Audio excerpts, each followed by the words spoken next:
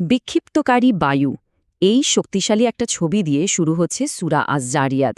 চলুন আজ আমরা ডুব দিই এই সূরার গভীরে, যেখানে বিশাল এই মহাবিশ্বের সৃষ্টি আর আমাদের নিজেদের অস্তিত্বের উদ্দেশ্য নিয়ে কিছু গভীর বার্তা দেওয়া হয়েছে। একদম শুরুতেই আমাদের সামনে তুলে ধরা হচ্ছে একটা শক্তিশালী আর কাব্যিক ছবি, ঝোড়ো হাওয়া, যা ধুলোবালি উড়িয়ে নিয়ে যাচ্ছে বহুদূরে। এটা যেন প্রকৃতির বিশাল শক্তির কথা আমাদের মনে করিয়ে দেয় আর মনের মধ্যে এক ধরনের বিস্ময় জাগিয়ে তোলে। তো এই অংশে সূরাটি আমাদের মনোযোগ টানছে চারপাশে প্রকৃতির দিকে, কিন্তু এগুলো শুধু সুন্দর বর্ণনা নয়, বরং এগুলো হলো এক একটা শক্তিশালী শপথ, যা একটা চূড়ান্ত সত্যকে প্রমাণ করার জন্য ব্যবহার করা হচ্ছে। দেখুন, পরপর চারটে শক্তিশালী শপথের কথা বলা হচ্ছে। প্রথমে সেই বাতাস যা ধুলো উড়িয়ে নিয়ে যায়, তারপর বৃষ্টি ভরা মেঘ, এরপর পানিতে তরতর করে ভেসে চলা জাহাজ, আর সবশেষে আল্লাহর নির্দেশ বন্টনকারী ফেরেশতারা। প্রত্যেকটাই কিন্তু প্রকৃতি আর ঐশ্বরিক আদেশের এক একটা বিশাল শক্তির প্রতীক। তো এতগুলো শক্তিশালী শপথ কেন? এর একটাই উদ্দেশ্য। এগুলো শুধু সুন্দর কথা বা কাব্য নয়, বরং এগুলো একটা জিনিসকেই নিশ্চিত করছে: পুনরুত্থান এবং বিচার দিবসের যে প্রতিশ্রুতি, সেটা একদম সত্যি, এক অনিবার্য বাস্তবতা। আচ্ছা, চলুন এবার সূরার একেবারে মূল বক্তব্যে চলে যাই।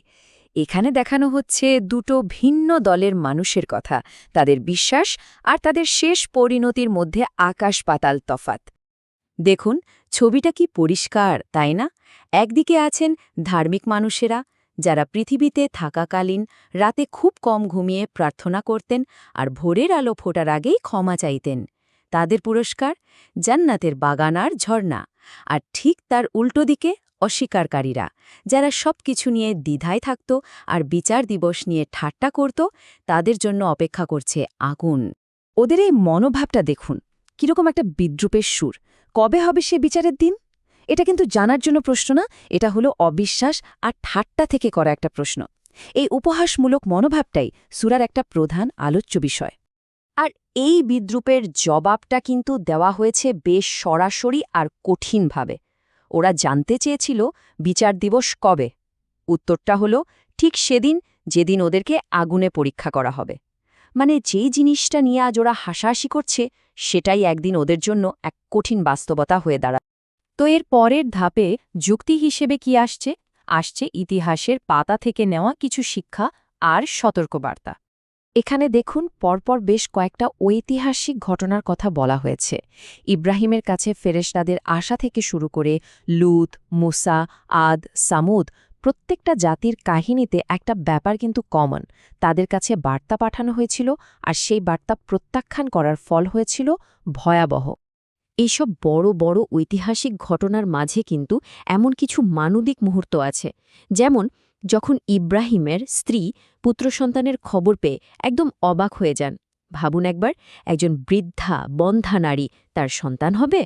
এই ছোট ছোট মুহূর্তগুলো ঘটনাগুলোকে আরও জীবন্ত করে তোলে। সূরাটা এখানে একটা খুব গুরুত্বপূর্ণ বিষয় তুলে ধরছে। সেটা হলো, ইতিহাস জুড়ে নবীদেরকে প্রায় একই রকম কথা শুনতে হয়েছে। যখনই কেউ সত্যের বার্তা নিয়ে এসেছেন, লোকে তাদের হয় জাদুকর নয় পাগল বলেছে। মানে সত্যকে অস্বীকার করার এই ধরনটা যেন বারবার ফিরে এসেছে। আচ্ছা, এবার মানুষের ইতিহাস থেকে ফোকাসটা আবার ঘুরে যাচ্ছে আরও বড় এক ক্যানভাসে, সৃষ্টির বিশাল এক পরিকল্পনার দিকে, মহাবিশ্ব থেকে শুরু করে আমাদের নিজেদের অস্তিত্ব পর্যন্ত। এই আয়াতগুলো কিন্তু দারুণ ইন্টারেস্টিং। এখানে বলা হচ্ছে মহাবিশ্বের সৃষ্টি আর সেটার ক্রমাগত বড় হওয়ার কথা। আধুনিক বিজ্ঞানও কিন্তু এই সম্প্রসারণের কথা বলে, তাই না? চিন্তা করুন, এটা স্রষ্টার কি বিশাল ক্ষমতার একটা নিদর্শন। এরপর দেখুন, সৃষ্টি জগতের একটা খুব সাধারণ কিন্তু গভীর নীতির কথা বলা হচ্ছে। সব কিছু জোড়ায় জোড়ায় তৈরি। যেমন ধরুন, রাত আর দিন, ভালো আর মন্দ, পুরুষ আর নারী। এই জোড়া বা দ্বৈততাই কিন্তু আমাদের মনে করিয়ে দেয় যে স্রষ্টা একজনই, তিনি অদ্বিতীয়। এখন আসছে সেই সবচেয়ে বড় প্রশ্নটা, আমাদের অস্তিত্বের উদ্দেশ্য কি? কেন আমাদের সৃষ্টি করা হয়েছে? সূরাতে এর উত্তরটা দেওয়া হয়েছে খুব স্পষ্টভাবে। জিন এবং মানুষকে সৃষ্টি করার একটাই উদ্দেশ্য, স্রষ্টার ইবাদত করা। এই প্রশ্নটা দেখুন, আমাদের চিন্তার মোড়টা একদম ঘুরিয়ে দেয়। বাইরের জগৎ থেকে সোজা আমাদের নিজেদের ভেতরের দিকে। পৃথিবীতে তো স্রষ্টার নিদর্শন আছেই, কিন্তু আমাদের নিজেদের অস্তিত্বের মধ্যেও তো কম নিদর্শন নেই। প্রশ্নটা হলো, এর পরও কি আমরা দেখব না? তো এত সব আলোচনার পর আমরা এখন সূরার একদম শেষের দিকে চলে এসেছি, যেখানে আগের সমস্ত যুক্তি, সমস্ত কথা মিলেমিশে একটা সরাসরি জরুরি আহ্বানে পরিণত হচ্ছে। আর এখানেই সবকিছু সারমর্ম। সেই ঝড়ো হাওয়া থেকে শুরু করে মহাবিশ্বের সৃষ্টি, ইতিহাসের শিক্ষা, সবকিছুর পর চূড়ান্ত বার্তাটা কি?